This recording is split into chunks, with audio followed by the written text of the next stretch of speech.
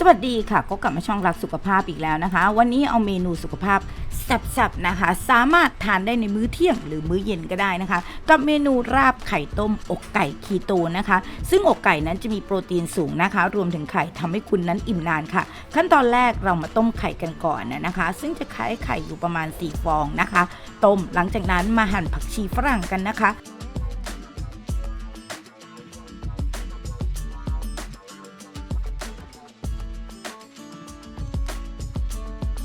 ผักชีฝรั่งจะช่วยเร่งระบบเผาผลาญได้มากยิ่งขึ้นนะคะรวมถึงแก้บรรเทาอาการท้องผูกนะคะท้องอืดท้องเฟ้อได้เป็นอย่างดีค่ะหลังจากที่เราหั่นผักชี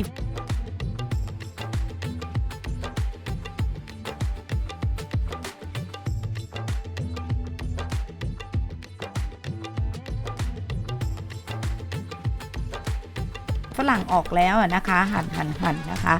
เสร็จแล้วเราก็จะมาหั่นหอมแดงกันนะคะหอมแดงก็เป็นสมุนไพรไทยอีกหนึ่งตัวนะคะที่ทำให้ระบบย่อยเราทำงานได้เต็มที่นะคะที่มีน้ำหนักตัวเกินนะคะระบบเผาผลาญจะพังนะคะเราจะใช้สมุนไพรนะคะช่วยปรับระบบเผาผลาญให้ดียิ่งขึ้นหลังจากนั้นเรามาปอกไข่นะคะแล้วก็ตัดไข่ออกนะคะเป็นลักษณะอย่างนี้แล้วใช้สารแห่งความหวานนะคะน้ำตาลหญ้าหวานนะคะน้ำ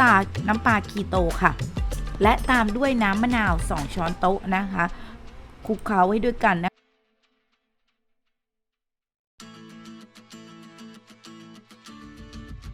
คะคนจนน้ำตาลหญ้าหวานละลายหมดนะคะพอมันละลายหมดเราใส่พริกป่นลงไปค่ะเพื่อเร่งการเผาผลาญพริกป่นสามารถปรับได้ตามชอบนั่นเองค่ะคนทุกอย่างให้เข้ากันนะคะหลังจากนั้นเอาอกไก่ที่เราเอาไปลวกนะคะ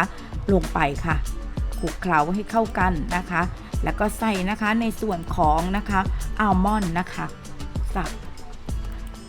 ใส่ในส่วนของอัลมอนด์ป่นนะคะแทนนะคะในส่วนของข้าวป่นนั่นเองค่ะหลังจากนั้นคลุกเคล้าให้เข้ากันนะคะนำไปราดนะคะในส่วน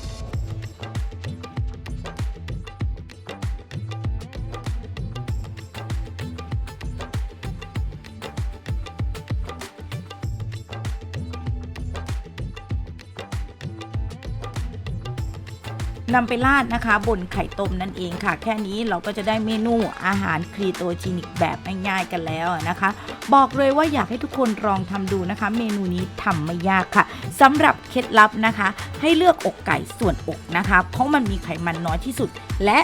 ดึงส่วนหนังออกทั้งหมดนะคะต้มไข่ให้สุกพอดีไข่แดงจะไม่แห้งเกินไปนะคะปรุงรสสามารถปรุงรสได้ตามชอบนะคะทานคู่กับผักสดเพื่อเพิ่มใยอาหารนั่นเองค่ะเพราะหลายๆคนนะคะทานคีโตติดกันเนี่ยจะรู้สึกว่ามีอาการท้องผูกนะคะเป็นง่ายนิดเดียวใช่ไหมคะราบไข่ต้มอกไก่คีโตเมนูนี้นะคะอร่อยครบรสแคลอรี่ต่ำเหมาะสำหรับคนที่กำลังควบคุมน้ำหนักหรือทานคีโตทุกคนนะคะลองทำดูค่ะรับรองอร่อยถูกใจแน่นอนอย่าลืมกดไลค์กดแชร์กดติดตามและกดกระดิ่งกิ๊งๆนะคะเพื่อติดตามวิดีโอดีๆเพิ่มเติมจากช่องรักสุขภาพค่ะสวัสดีค่ะ